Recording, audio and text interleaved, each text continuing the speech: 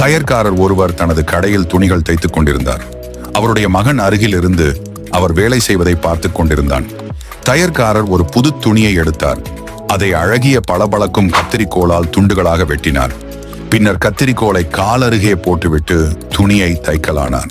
துணியை தைத்து முடிந்ததும் சிறிய ஊசியை எடுத்து தனது தலையில் இருந்த தொப்பியில் குத்தி பத்திரப்படுத்தினார். இதை பார்த்து கொண்டிருந்த மகன் அவரிடம், அப்பா, கத்திரிக்கோள் விலை உயர்ந்தது, அழகானது. அதை அலட்சியமாக காலடியில் போடுகிறீர்கள்.